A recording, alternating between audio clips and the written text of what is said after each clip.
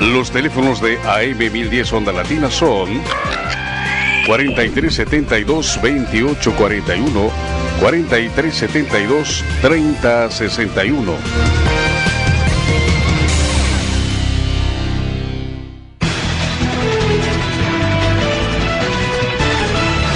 Fin del espacio publicitario.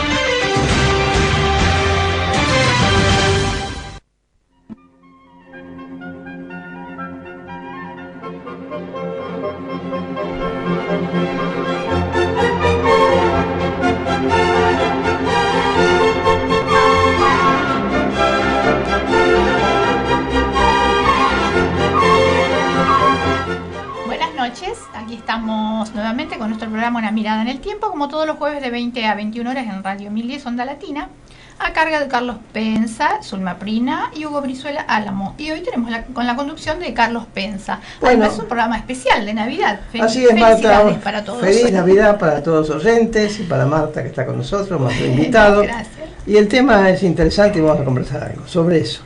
Algo muy interesante. Claro que sí, tenemos un invitado que también. ¿Qué nos cuenta Marta, que se esfuerza en traer novedades interesantes? No, más que nada porque como, bueno, este es el último programa del año. O sea que estamos de vuelta en febrero, primer jueves, como siempre. O sea, Marta, recordemos a los oyentes que hemos hecho 3 años ininterrumpidos todos los jueves. No hemos faltado un solo jueves en 3 años. Este año decidimos en enero descansar para rehacer las cosas, que tenemos proyectos muy interesantes para el próximo año, muchos proyectos, mucha gente interesante para invitar, casi tan interesante como el invitado de hoy. Entonces vamos a partir en primer jueves de febrero comenzamos. Igualmente, como hemos hablado, Marta, en la producción, seguramente hagamos programas especiales los sábados, porque hay mucha gente que quiere venir y que es una pena no recibirlos. Claro, que no pueden los jueves. Así que entonces vamos a hacer el año que viene seguramente más seguido algún programa extra, los sábados, algún horario a anunciar. Perfecto. Pero regularmente estaremos los jueves a partir de febrero, el primer jueves que exista. Muy bien. Bueno, voy a leer algo que nos envió un amigo del programa, Miguel Germino, que edita este diario tan interesante, Primera Página, que es un diario barrial. Y bueno, que tiene que ver con el fin de año o comienzo de un nuevo año. Uno tiene que ver con el Génesis según los mayas, que dice: y los días se echaron a caminar, y ellos, los días, nos hicieron. Y así fuimos nacidos nosotros, los hijos de los días, los averiguadores, los buscadores de la vida.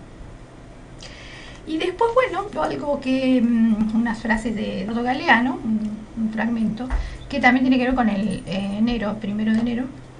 Dice: hoy no es el primer día del año para los mayas, los judíos, los árabes, los chinos y otros muchos habitantes de este mundo. La fecha fue inventada por Roma, la Roma imperial, y bendecida por la Roma vaticana, y resulta más bien exagerado decir que la humanidad entera celebra este cruce de la frontera de los años. Pero eso sí, hay que reconocerlo, el tiempo es bastante amable con nosotros, sus fugaces pasajeros, y nos da permiso para creer que hoy puede ser el primero de los días, y para querer que sea alegre como los colores de una verdulería. Eduardo Galeano.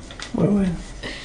Bueno, repito que esto es del diario Primera Página de Miguel Germino, que ha estado algunas veces en el programa. Un diario muy especial, muy bien hecho, no, es un periódico. Sí. Es un periódico. Hoy vamos a conversar, Marta, en extenso, lo que el programa lo permita, sobre Navidad, y se va a colar por la ventana, como está colado siempre, por la chimenea, dicen, el Papá Noel. Porque el tema de la Navidad, vamos a no encararlo solamente con las habituales palabras de alegría, festejos y todo lo demás. Vamos a ver un poco la parte histórica. Sí. Y hemos convocado a una persona que seguramente las pocas cosas que yo diga ahora como introducción las va a rectificar porque sabe más que nosotros. Un historiador muy conocido. El tema de la Navidad. ¿Por qué hablo de la parte histórica? Porque la Navidad nació hace muchos siglos con una fecha fijada en apariencia o, digamos, queriendo celebrar el nacimiento de Jesucristo. La fecha fue tomada caprichosa o arbitrariamente. O sea, algún papa decidió que fuera 24 de diciembre y 25, Natividad, y se festejó así. Lo cual pareciera que los historiadores coinciden que efectivamente no pudo en esa fecha haber nacido Jesucristo. La fecha es posterior, hay varias versiones, algunos lo ubican en enero, otros en mayo, pero nadie ubica el nacimiento de Jesucristo en el día que hoy estamos festejando. Así que bueno, tomémoslo como una cuestión en la cual efectivamente la Iglesia celebra el nacimiento de Jesucristo y elige simbólicamente esta fecha. No es que sea exactamente así históricamente. Es interesante porque además estaba viendo que en la historia del mundo, como dijo recién Marta, no todos los pueblos festejan esta fecha. Hay otros calendarios y otro modo de festejar el nacimiento, existencia de los dioses.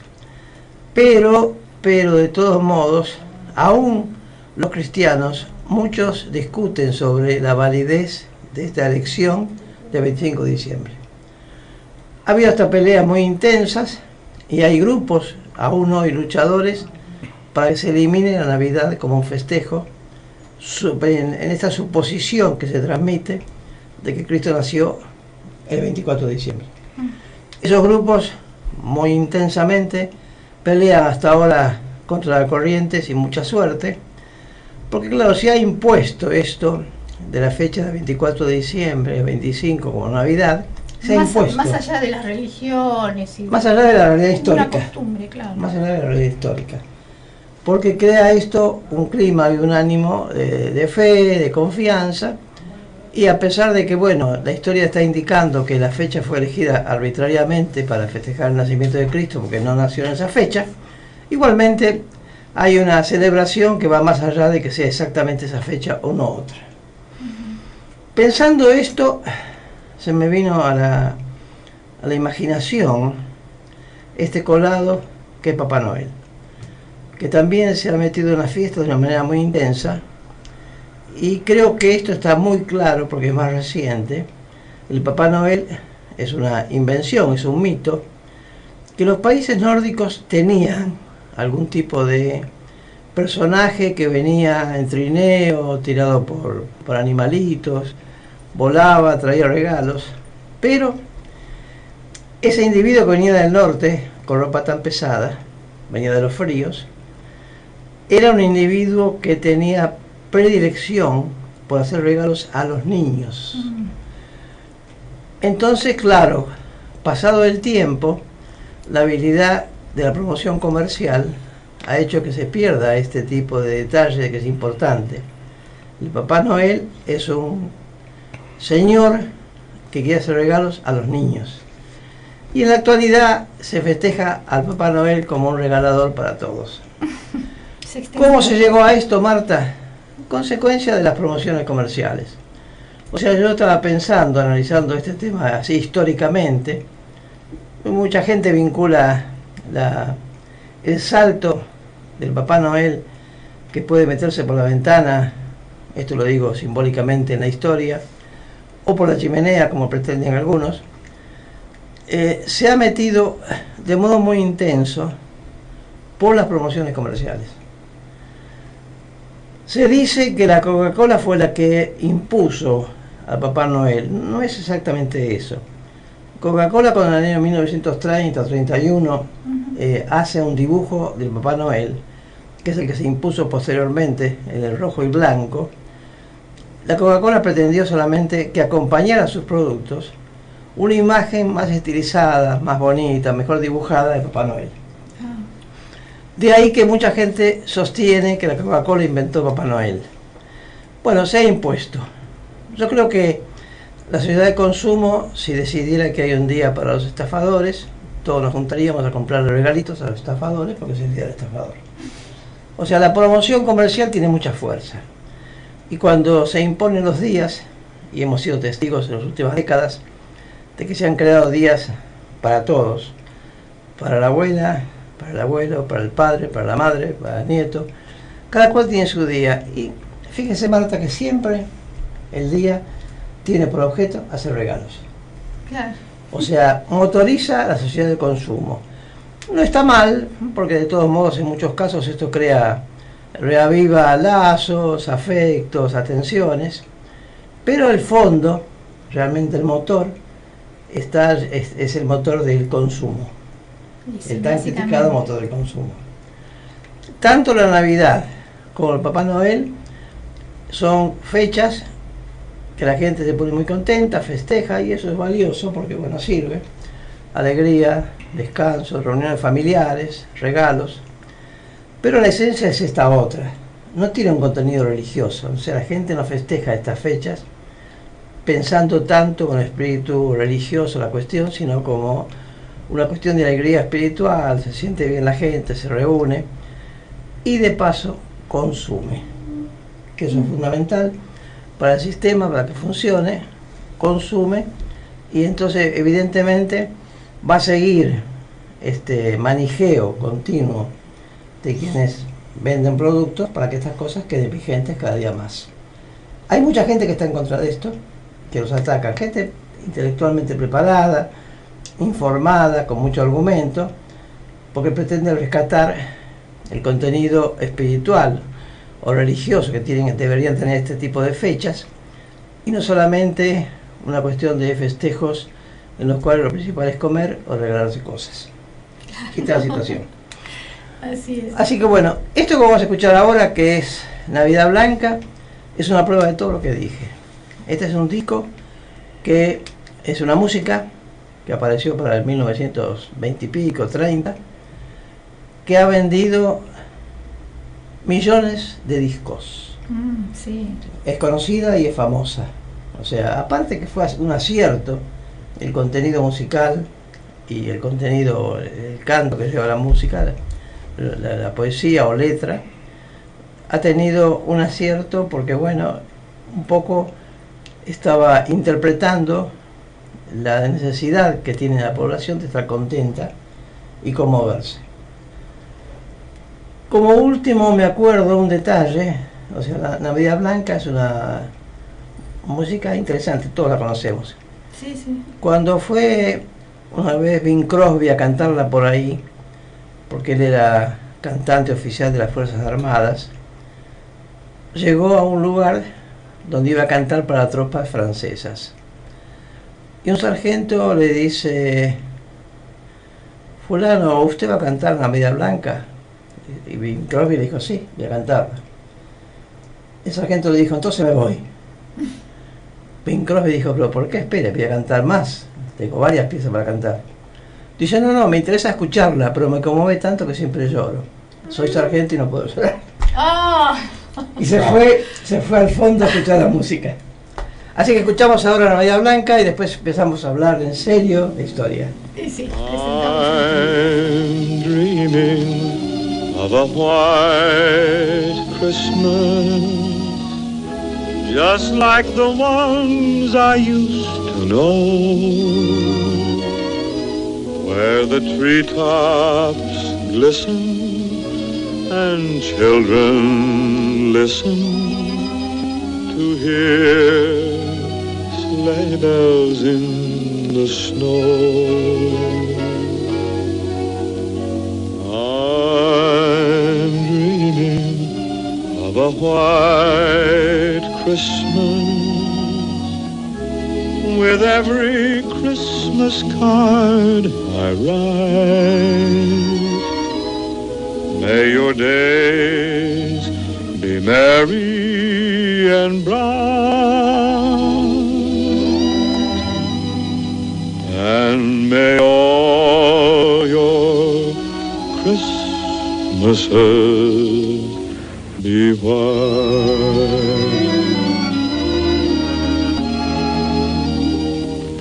I'm dreaming of a white Christmas, just like the ones I used to know, where the treetops glisten, where the treetops glisten, and children listen, and children listen to hear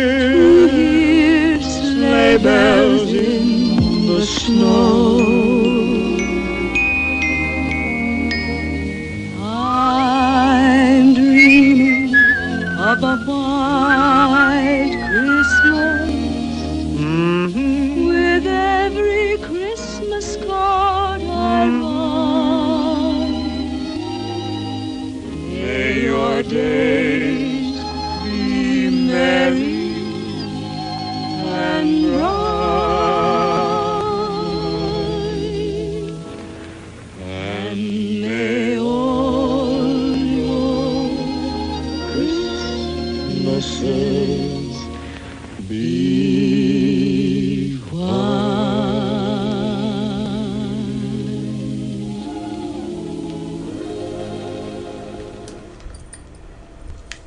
Escuchamos. Hola. Wonderful, wonderful, wonderful. How are you? Wonderful. Pero cantaba algo este muchacho, ¿eh? Ah, sí, hermosa voz. Para los que creen y para los que no creen, que haya paz. ¿Sabe, doctor, que estaba escuchándolo atentamente y me acordé de una maestra que yo tenía en primero superior, en la época que se dictaba clases de religión y moral, allá por el tiempo, ¿no? Como es el programa, en el tiempo. Pero no hace mucho, Enrique, no En el exagere, tiempo. no hace mucho. En el tiempo. Y la culpa la tiene que inventó el almanaque. Porque algunos se ajustaron al almanaque gregoriano y otros no. Ah, sí. Y bueno, y me parece, no estoy seguro, que los griegos tienen la fecha de nacimiento de Cristo el 7 de enero. Así es. ¿Es verdad? Así es, tal cual, sí, Soy 7 de un enero. no le cuenta a nadie, soy un sabio. No, tiene memoria, tiene memoria. Pero aparte hay otro tema, porque en los antiguos almanaques decía, por ejemplo, que se festejaba el 1 de enero, día de la circuncisión del Señor. Y siempre en la ritual judía se circuncidía a los chicos 8 días después de haber nacido. Entonces 8 días para atrás son 25 de diciembre. Ah. Pero también puede ser la fecha esa elegida por alguna decisión papal. Ahora, lo único que le puedo asegurar es que yo no estuve presente. No, seguro. ¿Qué opina, doctor Pitiriti? Doctor Pitiriti, ¿qué Sí. opina? Opino que primero fue el 25 de diciembre establecido, en el año 354, después de Cristo, por supuesto. Sí. Y a posteriori se hizo el tema de la circuncisión del Señor. Se agregó después esa fecha. Claro, pero con pocos días Sí. poco tiempo de diferencia, ¿no? Acá lo esencial es el tema de la Navidad, me parece. Que las dos cosas están vinculadas de todas maneras, la circuncisión, o sea, el nacimiento, la culpa del pobre Cristo, ¿qué culpa tenía? la confirmación sería del nacimiento con respecto a la Navidad, ¿no es cierto? El nacimiento, sí. La vinculación, está bien. Claro. Una cosita le quería... ¿Puedo meter una pulgada chiquitita? Que a lo adelante. mejor no tiene nada que ver con esto, pero mire, recién cantó Crosby, ¿no? Así es. Bueno, hoy es esto es para Sabatella. ¿Sabe para qué es Sabatella, no? Me suena, un muchachito que medio Hoy bajito. se me ocurrió prender la televisión, porque yo no miro mucho televisión. Y en un canal de cable vi un recital de Andrea Bocelli, el tenor italiano, Sí, ciego, sí. en una localidad italiana muy bonita, no me acuerdo cómo se llama. Mire, la verdad, si el grupo hegemónico que siempre nombran por ahí tiene la culpa de que ese canal exista, que siga existiendo. ¿Cuál canal? Film and Arts. No, excelente canal, sí. Es muy bueno, sí. Sí, unos programas interesantes. Pero, porque ayer vi un programa cómico también, en el canal oficial. En general es cómico el oficial, ¿eh? No, 678. Es el programa más cómico del canal. Y lo más ofensivo que hay es que un periodista, más ellos se dicen que son periodistas, yo no creo que sean periodistas, pero lo más ofensivo que hay es que un periodista haga periodismo de otro periodista. Eso se llama plagio. Eso es una ofensa, doctor. Son ofensivos. En fin, ya lo dejo. Le agradecemos mucho y le deseamos buena Navidad. Que No haya importa paz. que sea exacta la fecha, pero estamos festejando la Navidad. Doctor, que haya paz. Bueno, Chao. felicidades y gracias, Enrique. Chao.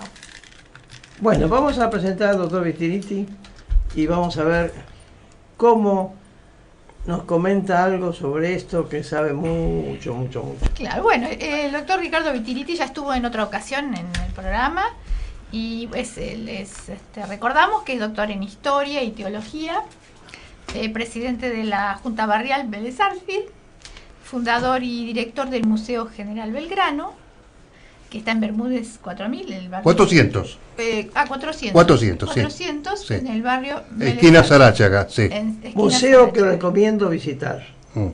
Que vale la pena. Y también fundador del Museo Jefes de Estado. Sí. Bueno, bienvenido nuevamente. Muchas gracias, que lo tenemos ahí en el mismo lugar, en el primer piso.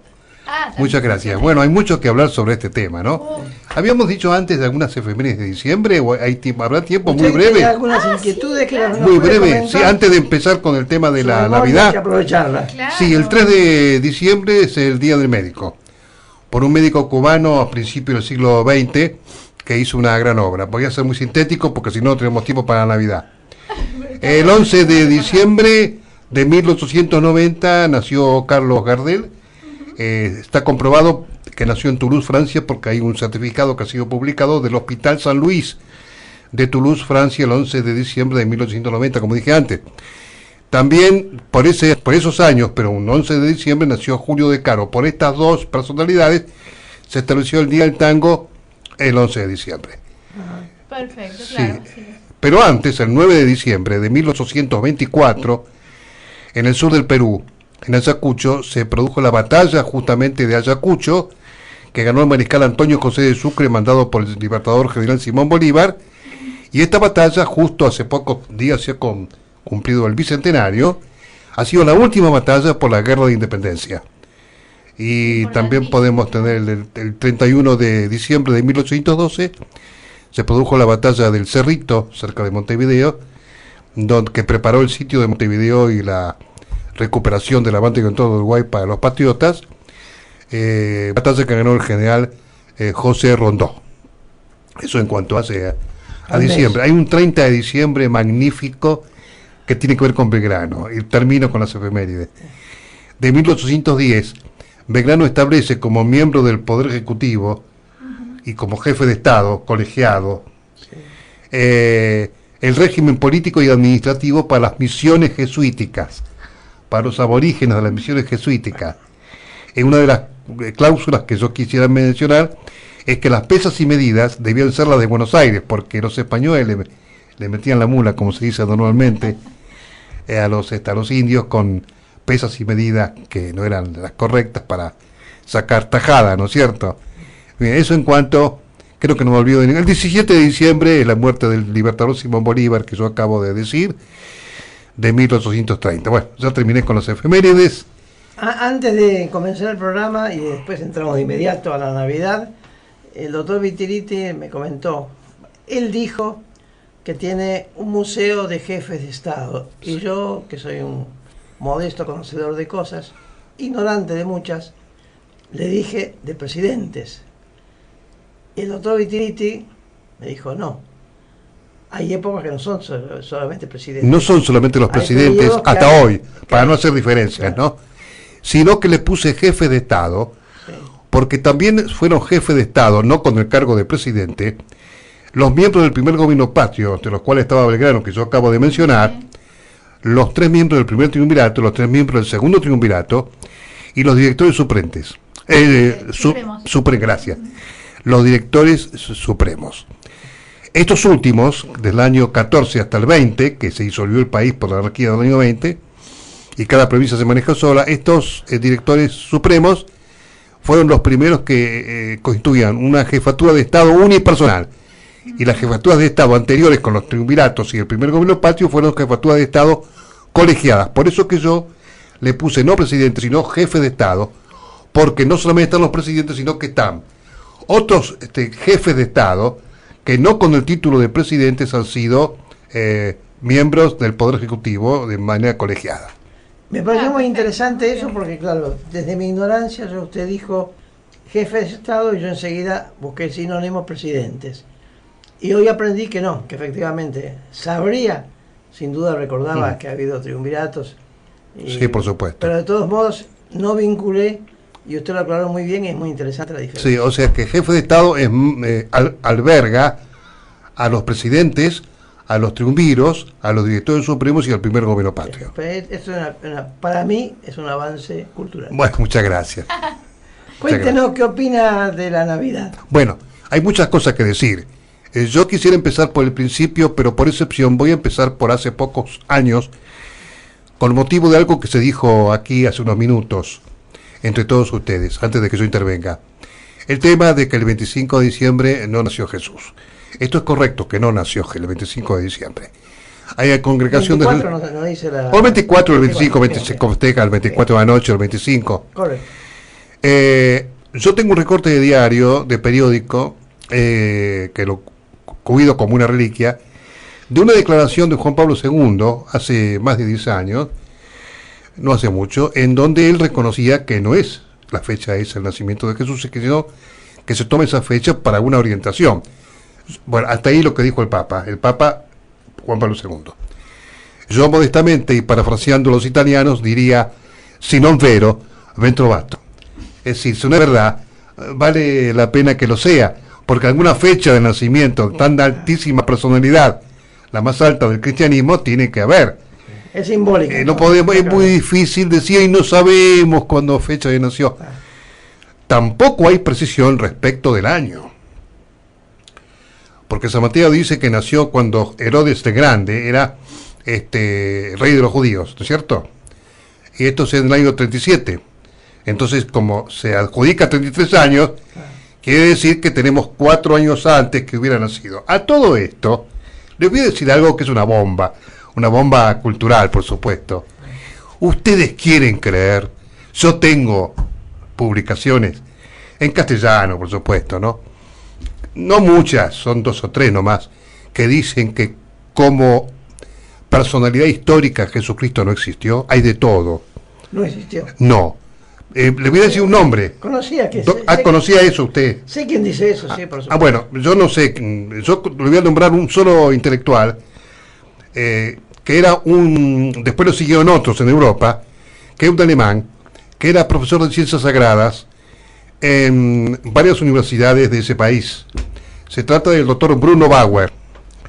El tema es la dificultad de ubicar el Jesús histórico. Ese es el tema. Técnicamente hablando, hay dificultad, esto lo digo yo también, modestamente, no me voy a comparar con Bruno Bauer, por supuesto, pero es verdad. Es decir, en la figura histórica del hombre, ¿no? Lo único que hay es que Plinio, el joven, ha dicho en una oportunidad, pocos siglos después, los seguidores de Cristo, para el idioma de ellos, ¿no? Sí, sí. O sea, de Cristo, los seguidores. Pero no dicen de Jesús, sino de Cristo, que es el título. O sea, que Cristo es el título. O sea, Salvador, ¿no es cierto? Sí. Mesías, para los judíos, Mesías, ¿no es cierto? Sí, sí. Aprovecho para decir también que la vinculación muy estrecha entre el judaísmo y el cristianismo en general. Me paro en eso, pero sí. Y usted sigue, que es muy interesante. Yo tenía esa información, no diciendo no existe el nacimiento de Cristo, sino que no se pudo probar nunca exactamente, que no hay elementos históricos que justifiquen el nacimiento de Cristo el día que estamos diciendo, año 0. Pero hay algo para explicar, no para justificar quizás, que en esa fecha en Europa, el 21 de diciembre, después se hizo el 25, tiene que ver con el nacimiento de las producciones. Exorcicio. Atención, es decir, que es un juego intelectual, que en el año 354 han hecho en Europa muchas figuras eclesiásticas, pero yo quiero después, en todo caso, si hay una pausa o antes, ya que dije que mencioné el siglo IV, hablar del Concilio de Nicea. Vamos ahora. Muy bien. No lo deje con la duda, que es interesante. Sí, el Concilio de Nicea fue realizado en el año 325 después de Cristo, como consecuencia de una convocatoria del emperador Constantino. De ahí viene Constantinopla, por supuesto, en Turquía, ¿no? Justamente en Turquía estaba Nicea. Constantino reconoció el cristianismo como claro, sin duda, se transforma. Exactamente, sí. 303. Claro. Y en el año 325 él convoca un concilio, que fue el primer concilio de la Iglesia cristiana, podemos decir todavía cristiana antes de decir católica, que se transformó en católica. Y ahí se estructuró el Nuevo Testamento. El Nuevo Testamento se empezó a escribir en esa época. Quiero decir algo también de la mamá de Constantino, era Santa Elena. Constantino le pidió que vaya a Tierra Santa y Santa Elena fue la que describió el camino de la Vía Crucis, presunto o verdadero, ¿no? Sí, sí. Eso es una cosa importante también. Pero en cuanto al concilio de Nicea, les aseguro que fue una interna muy profunda. Se discutió mucho sobre lo que se podía escribir. A todo esto convengamos en que si se tardaron 325 años en escribir las Sagradas Escrituras, lo que se llama... Ahí comenzó a escribirse. Ahí. Quiere decir que en 325 años todo se transformó, se transmitió boca a boca. Claro. Es decir, por tradición. Por lo tanto, hay mucha, como diré, transformación, valga la reiteración, la deformación, podríamos decir también, en cuanto a todo lo que se había dicho, esto dicho en forma, vuelvo a decir, como usted bien dijo, doctor, histórica, ¿no? Ahora, después está el tema de la fe. Hay una cuestión que es de la fe y otra cosa es de la historia o de la ciencia. Hay gente que dice, yo no participo, pero es una opinión personal, no más mía, que hay una, digamos, una entente, una armonía, o puede haberla entre la fe y la ciencia, entre la inteligencia y el sentimiento religioso y la fe. Nosotros, yo por lo menos, yo le prometí, y habíamos quedado de acuerdo con ustedes, con los directores del programa, de hablar del tema histórico, es decir, el tema científico, no del tema de la fe religiosa, no para combatir la fe religiosa, cada uno cree lo que quiera creer. Muy manejado, es claro, no falta quien lo hace. Estamos hablando del tema fríamente histórico, exactamente, no de la fe, es decir, no estamos hablando mal de la fe, sino de los cómo fue la historia en este caso del Nuevo Testamento, que base, por supuesto, de la religión cristiana, de las religiones cristianas. La religión cristiana tuvo dos cismas importantes antes de hablar del Concilio de Nicea, que fue en el año 1058, con un arzobispo patriarca de Constantinopla, que fue Miguel Segurario, y el segundo, el más conocido, de Martín Lutero. Eso es posterior.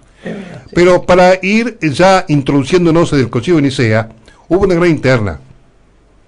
Había un obispo de nombre Cirilo que quemó, porque no estaba de acuerdo, 300 evangelios. Ojo, los evangelios. Hechos ya, escritos que eran. Sí, los obispos integrantes del Concilio de Nicea fueron con documentación escrita por ellos. Es como una Cámara de Diputados o de Senadores de ahora, un congreso que llevan algunos, los que van a proponer, los otros no proponen nada, escuchan y votan así o no. Llevan proyectos. Pero algunos, o todos, posiblemente todos, porque la gente es muy culta, por supuesto, llevaban proyectos a estos evangelios, es decir, buena nueva, en griego. Y algunos, no, la mayoría pareciera que no estaban de acuerdo, todos. Cirilo quemó 300 evangelios, pues no eran evangelios como los 4 que hoy tenemos, que eran muy extensos, sino que eran breves, muy breves eran, por eso eran 300, claro. Desaparecieron. Otro detalle importante es que había otro obispo integrante del Concilio de Nicea que se llamaba Marión. ¿Saben lo que propuso Marión? Y no tuvo éxito, como ustedes comprenderán. Propuso que al hacer los evangelios, que al final, por supuesto, quedaron reducidos a 4, pero con gran tamaño. Después tenemos los Hechos de los Apóstoles y las epístolas y demás, ¿no? Pero vamos a ver los evangelios nada más. Que en los evangelios, proponía Marión, no se citara nada respecto de la influencia judía en el cristianismo. O sea, estaba negando un hecho que era real. Estaba negando un hecho que era real, hasta el día de hoy. ¿Por qué es real? la idea del mesianismo, es una idea judía. El principal que lo estructuró fue en el año 700 a.C., el profeta Isaías, que en el capítulo 53 y otros capítulos habla del Mesías. Hay una parte que dice, digamos, en dolores muy estructurado, muy que varias veces iba a padecer esos dolores, lo cual... Y a propósito de esto hay dos cosas que decir. Una, desde el punto de vista de los creyentes, es que se cumplió la profecía, no solamente la existencia de un Mesías, sino experto en esa palabra que no encontraba recién. Una personalidad experto en dolores como fue, ¿no es cierto? Esto en cuanto al punto de vista religioso, a los creyentes. Y en cuanto a los que no, es que después se escribió para que se cumpla la profecía de Isaías. De todas maneras, lo principal que yo quiero decir, que el pueblo judío, harto de tantas potencias que lo han dominado y muy cruelmente en muchas ocasiones, por el hecho de estar en Palestina, que es un lugar, es y era un lugar donde pasaban todas las caravanas y del norte y del sur y del este a la parte interna de Asia Menor, o de Asia mejor dicho, Sí. o del cercano oriente y del este al mar Mediterráneo. Era una zona de que pasaban no solamente caravanas, sino tropas, guerreras, y entonces era relativamente fácil de captar, de dominar militarmente a la Palestina. Claro. Por eso que los judíos tuvieron primero que sacar a los filisteos, después tuvieron la dominación de los persas, la dominación de los seleucidas o los griegos, y lo que a nosotros nos interesa para el día de hoy, la dominación de los romanos, naturalmente. Entonces, cuando en 70 años estuvieron en el cautiverio de Babilonia, ahí están los profetas principales en los cuales yo quiero citar. Los mayores son Ezequiel, Daniel, Isaías y Jeremías, las famosas lamentaciones de Jeremías, ¿no es cierto? Los profetas eran individuos que no solamente tenían la virtud de avisar el futuro, sino que tenían un gran componente moral y que enseñaban a las autoridades políticas de Israel, de los propios judíos, lo que había que hacer para que se hiciera respetando la religión y respetando la existencia y unidad del judaísmo y de lo que podemos decir ya de Israel, de aquella época. Entonces, en el siglo 7 6 puede ser, antes de Cristo, se estructuró la idea del Mesías. Los judíos, hartos de estar dominados y a veces muy cruelmente por tantas potencias, a la altura de hace 2000 años, justamente cuando se evoca el nacimiento de Jesús, esperaban un Mesías. Lo siguen esperando porque, como se sabe, coincidía la espera con la fecha. Del pueblo judío, las autoridades judías, ¿Tendrá que ver esto de la espera con el que aparezca Cristo? La venida del Mesías en gloria y majestad. Bueno, justamente Belgrano, mire usted hasta dónde llega. En Londres, cuando fue en misión diplomática, de su peculio pagó la venida del Mesías en gloria y majestad. Yo tengo en 4 tomos en latín, editado en la imprenta de Carlos Wood en Londres, que fue en misión diplomática que se entrevistó con el rey Jorge III de Inglaterra, ¿no es cierto? Bueno, hay una idea, se llama el milenarismo, se llama. Es decir, que Cristo vendrá otra vez, después de miles de años, a reinar con un ejército de ángeles y arcángeles. Esa es la idea, sintéticamente para decirlo. Ahora sí soy claro una pregunta.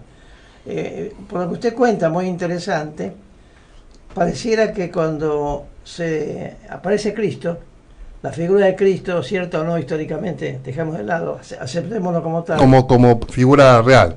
Aceptémoslo como un símbolo real, no importa. Estaban en ese momento esperando los judíos el Mesías. Naturalmente. Con lo cual tiene bastante relación con la aparición de Cristo. Claro. Además hay palabras de origen hebreo que hoy la iglesia lo usa. Amén es una palabra del idioma hebreo, por ejemplo, aleluya. Y todo eso, ¿no es cierto? Muy la bien. palabra Mesías, que es Masías, en hebreo, la palabra hebrea, que es ungido en castellano, o Salvador, ¿no es cierto?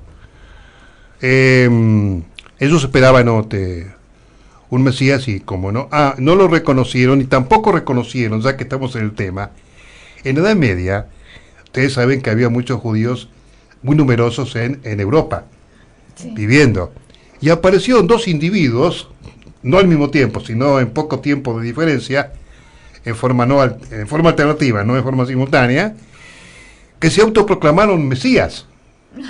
Los judíos con buen criterio no lo aceptaron. Bueno, Cristo Con buen se criterio. autoproclamó Cristo. Claro, hay mire, por lo menos cuando uno lee la Biblia en castellano, por lo menos, hay una poca claridad en cuanto si él se reconoció como rey o no.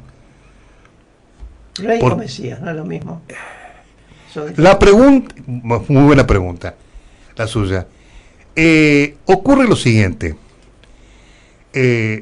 Cuando Poncio Pilato le pregunta, ¿tú eres rey? Hay, en uno de los evangelios se responde, tú lo has dicho. ¿Qué quiere decir tú lo has dicho? Eso es lo que se hizo en el concilio de Nicea, lo que hoy leemos. ¿Quiere decir sí o quiere decir no? No sabemos. Claro, si era rey, estaba peleando con la autoridad existente. Claro. Si era Mesías, era claro. otro nivel de, Cl- digamos, de guía, ¿no es cierto? Sí. Espiritual. La acusación contra el proceso de Jesús fue si era o no era, la acusación fue que él se había proclamado rey de los judíos. Rey. Como ¿Cristo se decía eso o Sí, decía sí. que era Mesías? Que son cosas No, distintas. en la palabra Mesías no. Eso Mesías es una cosa muy antiquísima, como dije antes, de los judíos. ¿Qué quiere decir Salvador? Salvador, En el bueno, sentido de ellos, que es distinto del rey. no es exactamente lo mismo, pero habría que ser un rey para ser un salvador también. Si entendemos por salvador, el salvador contra la opresión del imperio romano, en ese caso, acaudillado por un jefe que en lo posible, si sea rey, mejor. Mucha diferencia no hay. Bueno, eso a digamos, to- tenía un contenido Claro. político. A todo esto, Herodes, como dije hace unos minutos, había sido rey de los judíos y no hubo problema. E incluso edificó el templo de Jerusalén, ¿no es cierto? El primero que lo edificó fue Salomón, por supuesto, siglos antes. Salomón vivió en el siglo 900, cerca del 1000 antes de Cristo. Yo quisiera decir algo respecto de, ya que nuestro programa de hoy es de carácter histórico, como dijimos recién, algo de un gran historiador de la época de Jesús. Eso es interesante. Me refiero a Flavio Josefo. Ajá. Él se llamaba Josefo, pero como tenía una gran cultura, era judío, pero como tenía una gran cultura romana, fue a Roma más de una vez, sabía mucho todo lo que sea la latinidad y sabía mucho del imperio. Empezó su carrera como militar y como jefe de un ejército fue vencido en una de las incursiones de los romanos con motivo de las tantísimas sublevaciones que desde los macabeos se habían producido en lo que hoy es Israel para independizarse, en este caso, del Imperio Romano, primero de los griegos y después del Imperio Romano.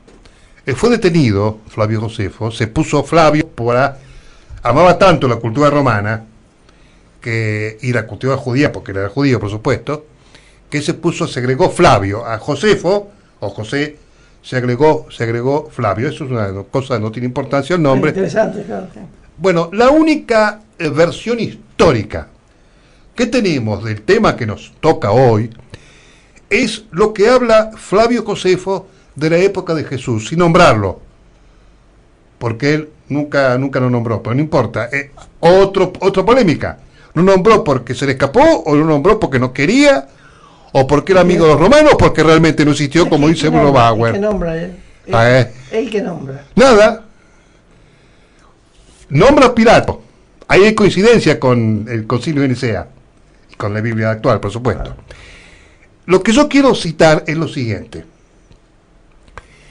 Él nombra que tampoco tenían una unidad monolítica, como no la tuvo el cristianismo por los dos sistemas, los dos sismas que acabo de nombrar, el de Constantinopla y el de Martín Lutero, tampoco había una unidad monolítica entre los judíos, porque había, los historiadores comentan textualmente, dice, 4 partidos religiosos.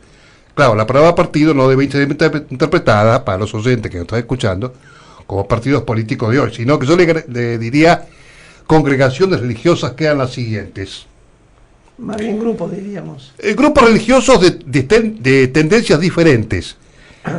La única cosa... Usted dice partido para que entendamos hoy que eran grupos sí, distintos. partido no está mal, porque partido viene de parte. Claro. Eran 4 partes de la misma religión judía. ¿Cuáles eran esos? Eran los fariseos, de cual ya tenemos noticia a través de las Sagradas Escrituras. Los saduceos, se decían saduceos porque miren, el que lo fundó fue un tal Sadoc. Los celotes y los esenios. Vamos a escribir muy brevemente, ahora voy a describir muy brevemente las tendencias de estos 4 grupos o congregaciones religiosas. Los fariseos, curiosamente, eran laicos, no eran sacerdotes. Los fariseos, de que se habla tanto en el Antiguo, en el Nuevo Testamento, ¿verdad? Y eran grandes conocedores de la ley mosaica, es decir, de todo el Antiguo Testamento. O sea, separaban la religión de la ley.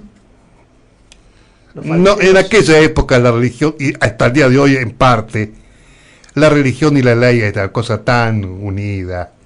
Porque le voy a decir más, pensemos que Moisés hizo la ley, las tablas de la ley, que es un tema religioso, por supuesto. Amarás a Dios sobre todas las cosas, ¿verdad? Empieza con el tema religioso, son los 3 primeros puntos de las tablas de las 10 mandamientos, ¿verdad? Claro. Bien, entonces en la ley, es decir, no había una dicotomía, una división profunda, como hay ahora en los países, incluso católicos. La ley civil, o el matrimonio civil, por ejemplo, y el matrimonio religioso. O sea, usted nos dice que estaba todo vinculado, mezclado, lo que sea conocimiento, cultura... Con la religión. Exacto. Entre los árabes, entre los musulmanes ocurre algo parecido, yo diría igual, hoy día, en donde los ayatolá son los orientadores no solamente de la política, pensemos en Khomeini, no solamente de la política, sino esto no es una opinión que yo doy, ni una figura, sino una realidad. A algunos les gustará, a otros no les gustará, pero es así, es una especie de califa, que es la autoridad religiosa y la autoridad civil política, ¿verdad? O sea, estaba todo mezclado. Sí, todo, bueno, entonces, para sintetizar los 4 congregaciones religiosas que estaban en la época de Jesús, habiendo existido o no, hizo al margen, eran los fariseos, que eran laicos, pero de un conocimiento profundísimo de las tablas de la ley y todo lo que fuera el Antiguo Testamento. Los saduceos eran tipos muy sencillos, eran poco cultos, pero estaban siempre muy vinculados al poder político en Israel. Los celotes, y ahí parece que era Barrabás, los celotes eran individuos muy nacionalistas y con poca religiosidad, pero con un amor patriótico para que los judíos fueran independientes y que se independizaran de los imperios, de tantos imperios que habían sufrido. Y por último aquí, eso para mí son el más importante, los esenios, que quiere decir iniciados. Las autoridades que han estudiado este tema, en Europa, por supuesto, en varios países, Inglaterra, Francia, hay mucho los franceses, hay muchos autores franceses que se han dedicado, antes y después de Bruno Bauer, que es alemán, que yo cité recién. Los esenios eran posiblemente, según los autores, Jesús perteneció a ellos o no perteneció, pero estaba vinculado. ¿Por qué? Voy a citar alguna anécdota, tenemos tiempo, no mucho, pero voy a ser muy breve porque tenemos 6 minutos. A las 9 terminamos, ¿no? ¿Quiero preguntarle algo? Sí. En el año 1948, ayer, en la Judea, es el año del nacimiento del Estado de Israel, yo sé de paso, el 14 de mayo, pero esto no tiene nada que ver con eso. Un pastorcillo en la Judea, en la caravana de ovejas que tenía, se le escapó una ovejita. Y le dijo entonces, para reconquistar la ovejita, le dijo a su segundo, che, cuidame las ovejas, que yo voy a perseguir a la ovejita descarriada. La ovejita se metió en unas cavernas. Esto es en la Judea. Y cerca, a la orilla del mar Muerto, sí, ¿verdad? Y estaba oscuro, por supuesto, pero la ovejita es blanca, enseguida la ubicó. Y la ovejita estaba con unos rollos de escrituras religiosas de aquella época.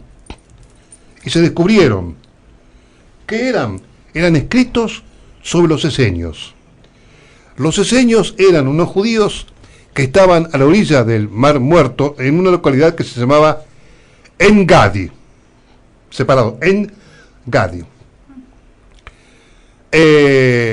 Esta organización se llamaba el Qumran.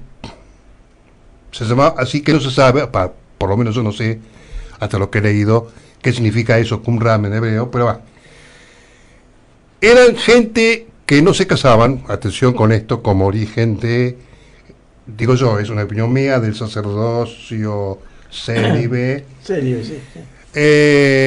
Había hombres y mujeres, eso sí. Se vestían de blanco. Había pobres y ricos.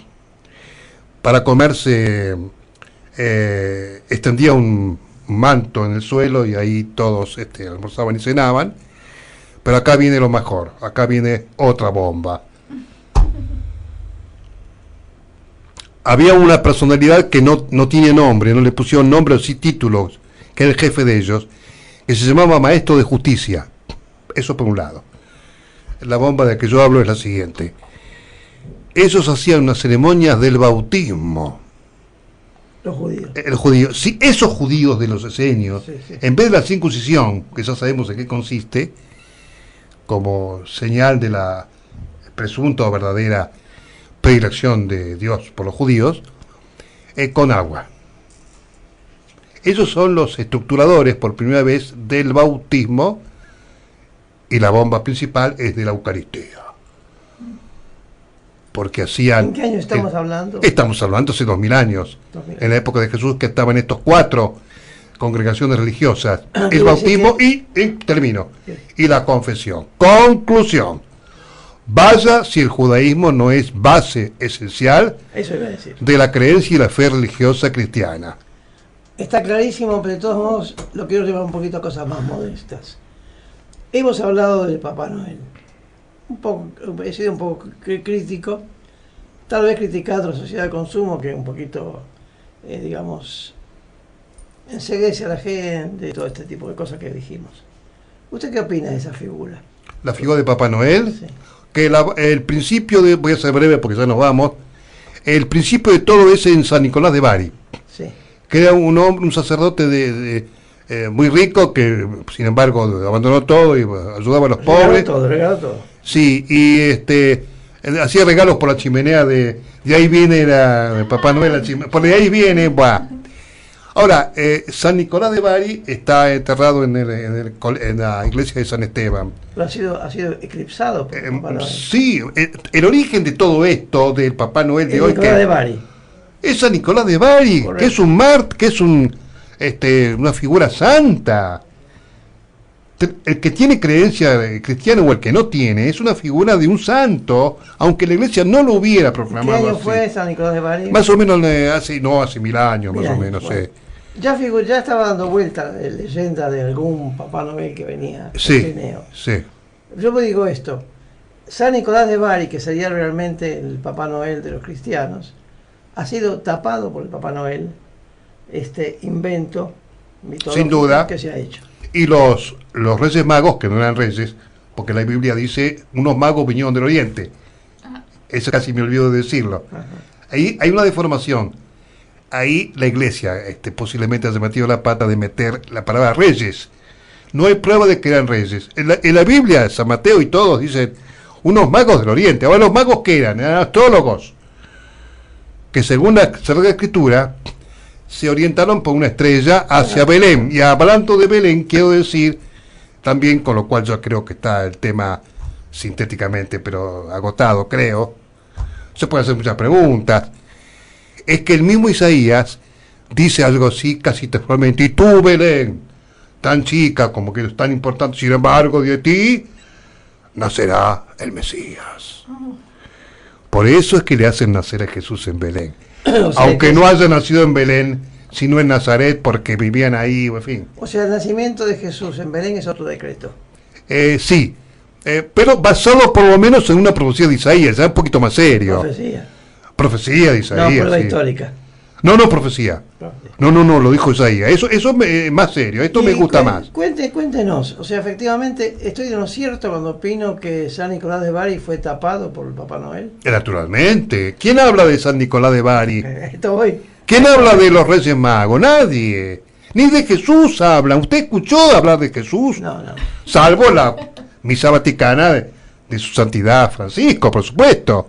Naturalmente. Claro. Pero sacando eso, ¿quién habló de Jesucristo? O sea, doctor Vitirite quiere decir que los regalitos que nos hacen el 24 nos traen amnesias. Claro, nos deforman la justicia histórica y la justicia divina, también para los creyentes. Es todo comercio, es como el día del padre, la madre, el tío, la abuela, el nieto, y O sea, además está el compromiso de la gente de comprar regalos, y si no compras regalo, te queda mal. Ay, No, sí. pero Y aparte- eso, ¿no es cierto? aparte, Seguro, no, ya le quita. olvidando, Marta, el origen del Papá Noel o San Nicolás de Bari, es regalo para los niños. Sí, Y hoy, si no tienen los adultos de 95 Claro. años un regalo, se sienten discriminados. claro, O sea, se ha hecho una tergiversación absoluta de claro, lo que El origen sería eran los religiosamente niños. válido. claro. Socialmente es divertido y es divertido. Los franceses le decían Père Noël. Sí, sí, Noel viene Père Noël. de Père Noël. nacimiento, ¿no? Natale en italiano. Bueno. claro. Padre, o sea, Padre Noel. Père Después, Noël. mira, apareció Santa Claus, como si fuera poco. Claus también viene de Nicolás.